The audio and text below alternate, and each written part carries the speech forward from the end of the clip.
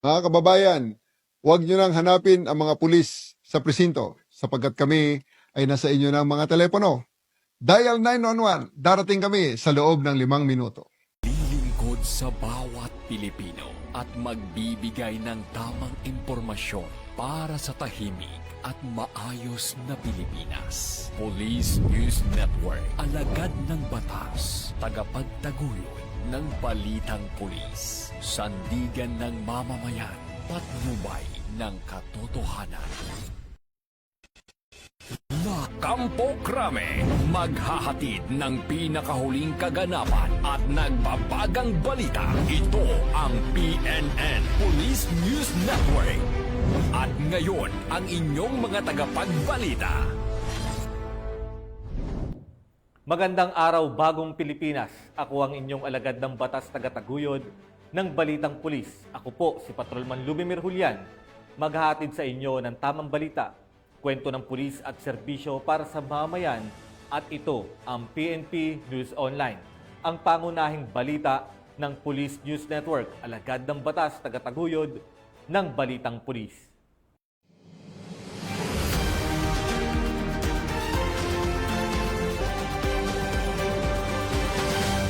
Narito ang mga balitang dapat niyong abangan.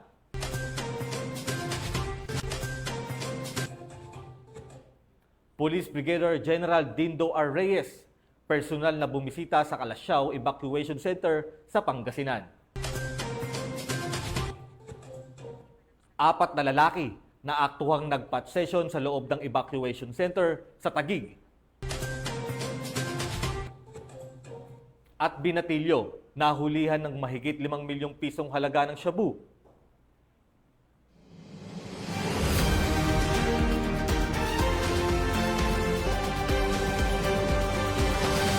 Narito ang mga balitang hatid ng ating PNN correspondents mula sa iba't ibang panig ng bansa.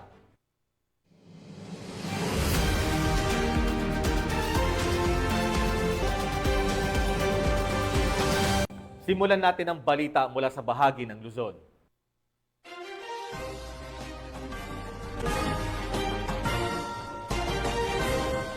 Upang maipadama ang presensya at serbisyo publiko, patuloy ang paghahatid ng mga opisyales ng barangay katuwang ang ating mga kapulisan sa pagbibigay ng tulong at relief goods sa mga residente ng San Nicolas City of San Fernando, Pampanga. Ibabalita yan ni Patroluman Lixin Reyes sa Weran.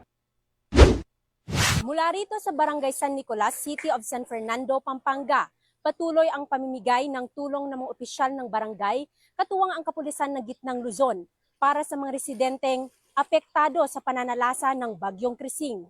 Katuwang ang 1st Provincial Mobile Force Company ng Pampanga Police Provincial Office at ang Regional Police Community Affairs and Development Unit 3 at ang inisyatibo ng mga opisyal ng barangay sa pangunguna ni Kagawad Michael Huico at SK Chairwoman Kian Chodoro. Hindi alintana ng grupo ang bahang umaabot hanggang lampas tuhod sa kanilang house-to-house na pamamahagi ng tulong.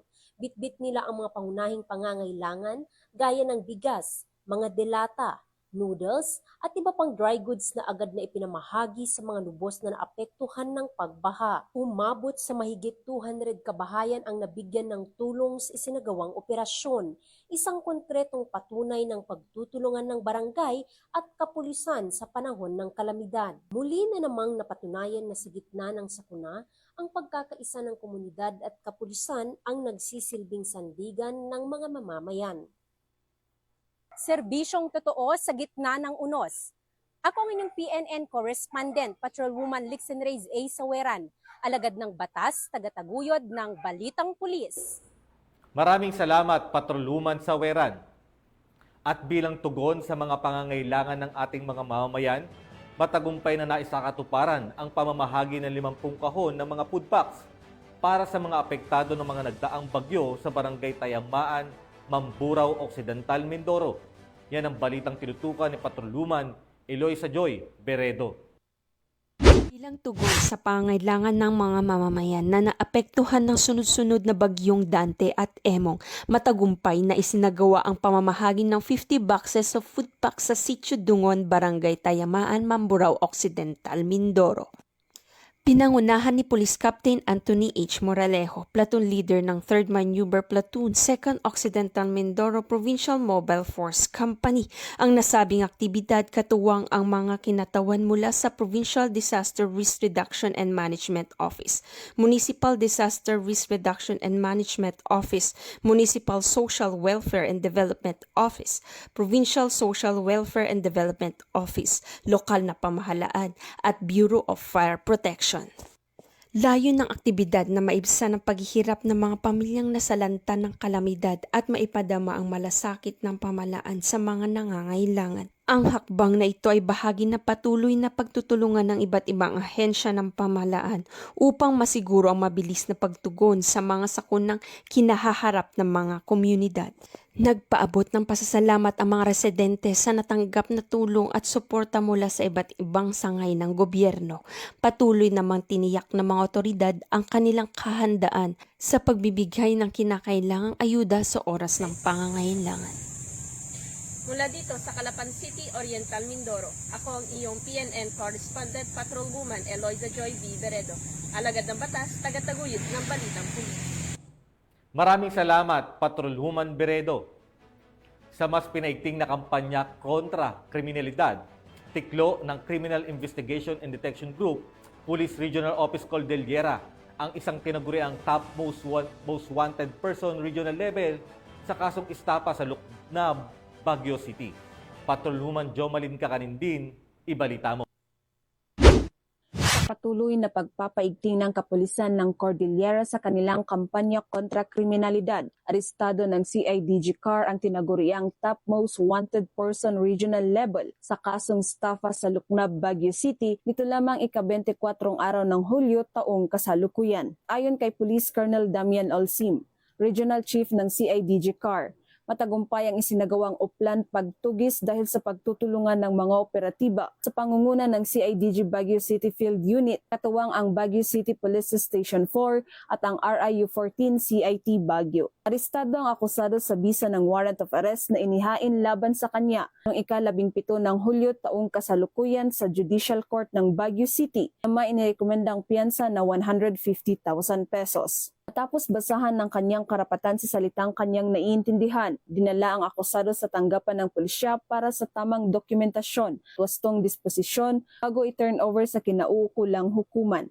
Ang matagumpay na operasyon ay patunay lamang ng pambansang pulisya ay patuloy sa pagpapatupad ng kanilang sinumpang tungkulin kontra kriminalidad na ayon sa mga programa ng kasalukuyang administrasyon, magkaroon ng maunlad na bansa para sa sambayanang Pilipino tungo sa isang bagong Pilipinas. Mula dito sa rehiyon ng Cordillera, ako ang iyong PNN Correspondent Patrolwoman Jomalyn Kakanindin, alagad ng batas, tagataguyod ng Balitang Pulis. Maraming salamat, Patrolwoman Kakanindin. Sa patuloy na napanalanta ng mga nagdaang bagyo, personal na bumisita si Police Brigadier General Dindo R. Reyes, ang Regional Director ng Police Regional Office 1 sa Calasiao Evacuation Center. Katuwang ang iba pang mga personnel upang personal na magbigay tulong at suriin ang mga relief operations para sa mga residente na nangapektuhan sa lalawigan ng Pangasinan. Police Staff Sergeant John Del Supremo sa report.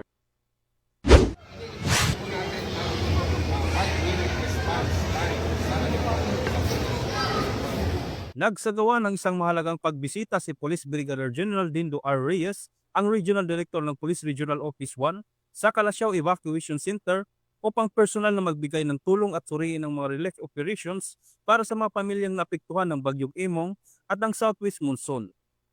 Bago ang pagbisita sa Evacuation Center, dumaan muna si Police Brigadier General Reyes sa tanggapan ng Calasiao Mayor na si Honorable Patrick A. Karamat upang makipag-ugnayan at magbigay ng suporta sa lokal na pamahalaan sa gitna ng kalamidad.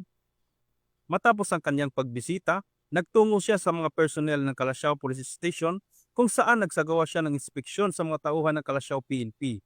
Bilang tanda ng pagpapahalaga, nagbigay siya ng mga rainbows at tubig sa mga personnel na patuloy na nagsisilbi sa kabila ng mga pagsubok.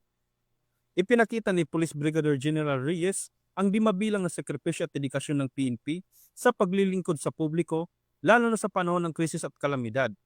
Sa kanyang pagbisita, tinitiyak niya ang mga pamilyang apektado ng kalamidad ay naaabot ng kinakailangang tulong at agarang aksyon. Ang ganitong mga hakbang ay patunay na malasakit ng PNP, hindi lamang sa mamamayan kundi pati na rin sa kanilang mga tauhan na patuloy na nagsisilbi at nagtataguyod ng kaayusan at kaligtasan sa kabila ng lahat ng hamon. Mula dito sa Ilocos Region, ako ang inyong PNN correspondent, Police Staff Sergeant John Del Supremo, alagad ng batas, tagataguyod ng balitang pulis. Maraming salamat, Police Staff Sergeant Supremo. Dalawang magkaugnay na operasyon ang naisakatuparan ng Bagaw Police Station na nagresulta sa pagkakaaresto ng dalawang suspect na pinaghihinalaang sangkot umano sa bentahan ng ilegal na droga sa Bagaw, Cagayan. Narito ang report mula kay Patrolwoman Lainey Lorenzo. Dalawang magkahiwalay at magkaugnay na operasyon kontra iligal na droga ang isinagawa ng Bagaw Police Station na nagresulta sa pagkakaaresto ng dalawang suspect na sangkot umano sa bentahan ng hinihinalaang shabu nito lamang ika-24 ng Hulyo taong kasalukuyan. Sa isinagawang operasyon ng Bagaw Police Station, katuwang ang 1st Cagayan Provincial Mobile Force Company, Provincial Intelligence Unit at Provincial Drug Enforcement Unit, unang nahuli si alias Manoy, 25 anyos, binata at isang magsasaka mula sa Zone 1, Talang, Bagaw, matapos kumagat sa isang operatibang nagpanggap bilang isang poster buyer sa New Cemetery Zone 1, Barangay San Jose ng nasabing bayan. Nakumpiska mula sa kanya ang dalawang sachet ng hinihinalaang shabu na tinatayang nagkakahalaga ng 2,040 pesos. Ilang sandali lamang matapos ang unang operasyon, nahuli rin ang kasama umano ng unang suspect sa parehong paraan, si alias Rosley, 32 anyos, may asawa at residente naman ng Barangay Remus ng parehong bayan. Nakumpiska sa kanya ang dalawang heat-sealed sachet ng hinihinalaang shabu na nagkakahalaga naman ng 1,850 pesos at ilang mga drug paraphernalia. Ayon sa otoridad, ito na ang ikalawang beses na nahuli si alias Rosley dahil sa illegal drug trade. Una siyang naaresto ngayong buwan ng Hulyo dahil sa raid, pero nakalaya matapos magpiyansa. Sa panayam, inamin ng ginang na inutang lamang niya ang ipinampiyansa noon kaya't napilitang bumalik sa pagbebenta ng iligal na droga upang mabayaran ito. Aminado naman ang suspect sa kanyang iligal na gawain at naghayag ng kahandaan na makikipagtulungan para sa mga otoridad. Matapos ang dokumentasyon at inventaryo, dinala na ang ginang sa istasyon ng pulisya para sa kaukulang investigasyon. Sa ilalim ng kampanya ng Bagong Pilipinas, mas pinaigting ng pambansang pulisya ang kanilang laban kontra iligal na droga bilang tugon sa panawagan para sa isang ligtas at mas maayos na bansa. Mula dito sa Lambak ng Cagayan, ako ang inyong PNN correspondent, Patrolwoman Lainey Lorenzo. Alagad ng batas, tagataguyod ng balitang pulis. Maraming salamat, Patrolwoman Lorenzo. Sa mas pinaigting na pagbabantay ng mga kapulisan, nasa kote ang 4 na lalaki habang nagsasagawa ng pot session sa loob mismo ng evacuation center sa Taguig. Alamin ang buong detalye ng report mula kay Patrolwoman Berna Gundran. Arestado ang 4 na lalaki na mga tauhan ng Taguig City Police Station bandang alas 7:30 ng gabi sa loob ng evacuation center sa Hagonoy Sports Complex nitong Hulyo 23, 2025. Kinilala ang mga suspect na sina alias Nix, 20 anyos, alias Mick, 51 anyos, alias Jean, 48 anyos, at alias GP, 25 anyos. Habang nagsasagawa ng routine patrol at visibility operation ang mga operatiba ng Substation 9 ng Taguig CPS, naaktuhan nila ang mga suspect na abala sa pagtingin at pagkahanda ng hinihinalang illegal na droga, palantandaan ng aktual na drug session. Nakumpiska sa mga suspect ang 4 na plastic sachet na hinihinalang shabu na may kabuang bigat na humigit kumulang 3.1 gramo at tinatayang may standard drug price na 21,080 pesos. Ang mga naarestong suspect ay nasa kustodiya ng Station Drug Enforcement Unit ng Taguig CPS para sa tamang disposisyon at mahaharap sa kasong paglabag sa Section 11, Article 2 ng RA 9165 o Comprehensive Dangerous Drugs Act of 2002. Mula dito sa Camp Bagong Diwa, Bikutan, Taguig City, ako po ang inyong PNN correspondent, Patrolwoman Berna Gundran, alagad ng batas, tagataguyod ng balitang pulis. Maraming salamat, Patrolwoman Gundran. Tunghayan naman natin ang mga balita mula sa Visayas.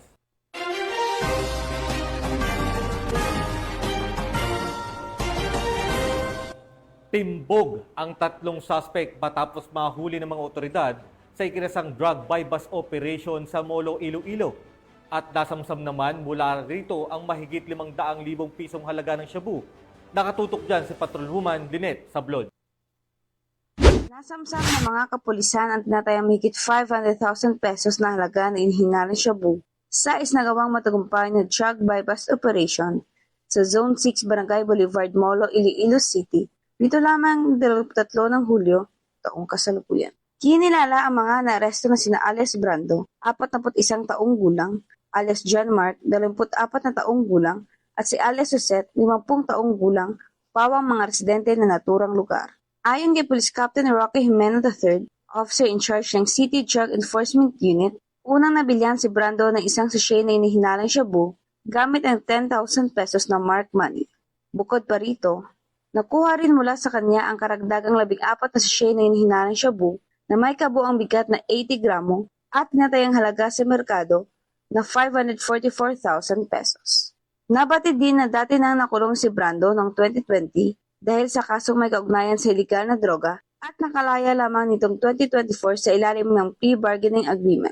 Ang mga suspect ay kasalukuyan na sa kusdiya na ng CDEU para sa kaukulang dokumentasyon at nakatakdang sa sampahan ng kasong paglabag sa Republic Act 9165 ang Comprehensive Dangerous Drugs Act of 2002.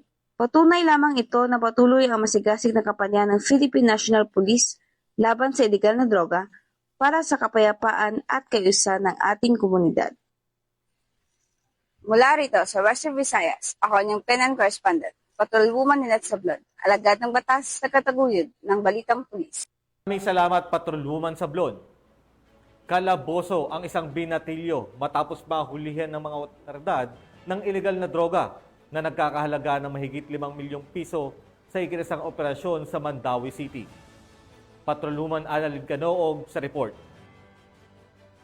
Mandawi City PNP ang 5.7 milyon na halaga na hininalang shabu mula sa isang binatilyo sa sinagawang buy-bust operation sa sitio Kamanggahan, Barangay Labugon, Mandawi City, Cebu noong 23 ng Hulyo sa taong kasalukuyan. Kinilala ni Police Major Michael Malorca, officer in charge ng Police Station 3, Mandawi City Police Office at suspect si Alias Bukbuk, 19 anyos, at residente sitio Tabay, Barangay Labugon, Mandawi City, Cebu. Ikinasa ng mga paratibang naturang operasyon ba na alas 9:35 ng gabi na naresulta sa pagka-aresto ng suspect na sabat ang 20 heat silk at 5 knot-tied plastic packs ang hinilalang shabu na may kamuang kimbang na 850 na gramo at may standard drug price value of 5,780,000 pesos, coin purse, sling bag, cellphone, digital weighing scale at buy-bust money. Samantala, kasalukuyang nasa custody ang Police Station 3 Mandawi City Police Office and suspect para sa dokumentasyon at tamang disposisyon. Kami po sa PNP, lalong-lalo na po dito sa Mandawi City Police Office, ay hindi po titigil sa paghuli at pagpapatupad ng batas upang masugpo ang ilegal na droga. Ang pagkakaresto po ng suspect ay naging isang malaking suntok sa network po ng droga, hindi lang po dito sa Mandawi City, kundi sa buong Region 7 na rin po. Ito po ay nagpapatunay na kami ho ay hindi titigil na maging agresibo sa paggiba ng pundasyon ng droga dito po sa Region 7 sapagkat ang illegal po na droga ay siya pong ikakasira ng ating sarili, ating pamilya at higit po sa lahat ng ating bansa. Ang mga kapulisan ay patuloy sa pagpapaigting ng kanilang kampanya kontra illegal na droga at tiyaking ligtas ang bawat mamamayan sa banta ng kaharasan na inidudulot ng paggamit at ibinababawal na gamot. Mula dito sa Mandawi City Police Office, ako ang iyong Police News Network Correspondent, Patrolwoman Annalyn N. Canoog, alagad ng batas, tagataguyod na Balitang Pulis. Maraming salamat sa balita, Patrolwoman Canoog. Narito naman ang mga balita mula sa bahagi ng Mindanao.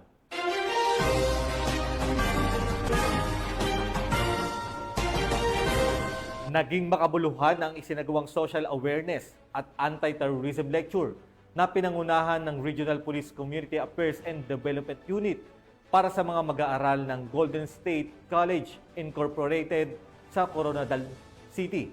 Alamin ang buong kaganapan ng balita mula kay Patrolwoman Jobilin Dodoso.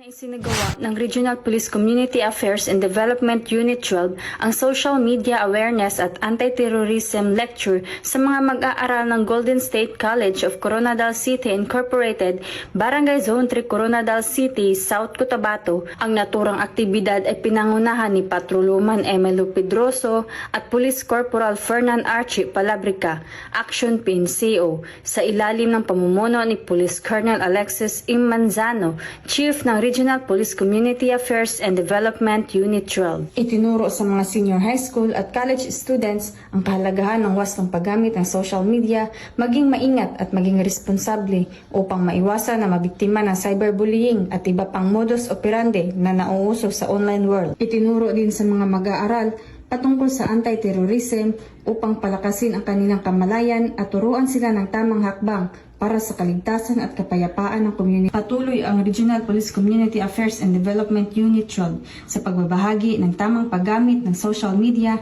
at laganapin ang panlilinlang ng mga communist terrorist group sa pamamagitan ng pagtuturo ng maling ideolohiya na sumuporta sa mga armadong pag-aalsa laban sa gobyerno.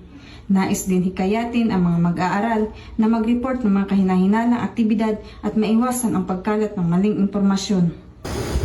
Mula dito sa General Santos City, ako ang inyong Police News Network Correspondent, Patrolwoman Jovelyn Dodoso, alagad ng batas, taga-taguyod ng Balitang Pulis. Maraming salamat, Patrolwoman Dodoso. Sa bisa ng warrant to arrest, matagumpay na naaresto ang isang wanted person ng mga otoridad dahil sa kaso nitong frustrated murder. Narito ang buong detalye ng balita mula kay Patrolwoman Maria Senyora Agbuya. Ang lalaking wanted sa kasong frustrated murder sa isinagawang operasyon sa Barangay Karim, Buldon, Maguindanao del Norte noong ika-23 ng Hulyo taong kasalukuyan. Kinilala ni Police Captain Elmar M. Elarcosa, officer in charge ng Buldon Municipal Police Station, ang suspect na si alias Dumo, magsasaka at residente ng naturang lugar. Naging matagumpay ang pagkakaresto kay alias Dumo sa ikinasang operasyon ng mga otoridad ng Buldon Municipal Police Station, katuwang ang 3rd Maneuver Platoon, 1st Provincial Mobile Force Company, Maguindanao del Norte, sa bisa ng warrant of arrest sa kasong frustrated murder na may 200,000 piso na inirekomendang piyansa. Patuloy ang pinaigting ng kampanya ng Pambansang Pulisya ng Pilipinas laban sa kriminalidad upang tiyakin ang kapayapaan at seguridad sa bawat komunidad sa ilalim ng layuning makamtan ng bagong Pilipinas na mapayapa, maunlad at makatarungan. Mula rito sa rehiyon ng Bangsamoro, ako ang inyong Police News Network Correspondent, Patrolwoman Maria Senyora Agbuya, alagad ng batas, taga-taguyod ng Balitang Pulis. Maraming salamat, Patrolwoman Agbuya. Upang mapanatili ang maayos at ligtas na pamayanan, matagumpay na naaresto ng mga kapulisan ang tinaguriang street-level individual sa isang bypass operation sa Panabo City. Yan ang balitang hatid ni Patrolwoman Reyna Rose Disipulo. Bypass operation na sinagawa ng operatiba ng Panabo City Police Station, Regional Intelligence Division, Provincial Intelligence Division Unit of Davao Norte Police Provincial Office, Carmen Municipal Police Station, at 2nd Davao Norte Provincial Mobile Force Company sa koordinasyon ng Philippine Drug Enforcement Agency. Nitong Hulyo 23 taong kasalukuyan, nagresulta sa pagkakaaresto ng isang individual at pagkakakumpiska ng hinihinalang shabu sa Purok 5, Barangay Southern Davao, Panabo City, Davao del Norte. Kinilala ng mga otoridad ang suspect na si alias Nol, 42 anyos at residente ng Purok 9, Bukana, Piapi, Barangay 31D, Davao City. Mula sa kanya nasamsam ang tinatayang 8 gramo ng hinihinalang shabu na may street value na humigit kumulang 54,400 pesos, isang kalibre 45 baril na may 5 live ammunition, isang sling bag, isang Honda XRM Black motorcycle at iba pang paraphernalia. Nahaharap ngayon ito sa kasong paglabag sa Republic Act 10591 o Comprehensive Firearm and Ammunition Regulation Act at Republic Act 9165 o Comprehensive Dangerous Drugs Act of 2002. Ang matagumpay na operasyon ay nagpapakita na patuloy na determinasyon ng kapulisan sa pagsugpo sa iligal na droga para sa kapakanan ng publiko at nagsisilbing paalala na umiiral ang hustisya at may kaakibat na parusa ang paglabag sa batas. Mula dito sa Davao del Norte Police Provincial Office, ako ang inyong PNN correspondent, Patrolwoman Reyna Ros Disipulo, alagad ng batas, tagataguyod ng Balitang Pulis. Maraming salamat, Patrolwoman Disipulo. At yan ang mga balitang nakalap ng ating PNN correspondents mula Luzon, Visayas at Mindanao. At sa ngalan ng pamunuan ng Philippine National Police, sa pangunguna ni PNP Chief, Police General Nicolas Torre III, at sa pamumuno ni President Ferdinand Bongbong Marcos Jr., kami ay maglilingkod sa bawat Pilipino at magbibigay ng tama at balanseng balita. Dahil dito, sa bagong Pilipinas, ang gusto ng pulis, ligtas ka. At bilang bahagi ng mas pinabilis at pinalawak na emergency response system, muli naming ipinapaalala ang panawagan ni Chief PNP na huwag nyo nang hanapin ang mga pulis sa presinto sapagkat sila ay nasa inyo ng mga telepono. Dial 911, darating kami sa loob ng 5 minuto. Ang 911 ay bukas 24/7, maaaring tawagan kahit walang load at handang tumugon sa anumang uri ng emergency. Ipagbigay alam sa inyong pamilya, kaibigan at komunidad. Sa panahon ng pangangailangan, 911 ang inyong katuwang. Mula rito sa tanggapan ng tagapag-ugnay ng pambansang pulisya, ako ang inyong alagad ng batas tagataguyod ng Balitang Pulis. Ako po si Patrolman Lubimir Julian, nagbabalita para sa Police News Network.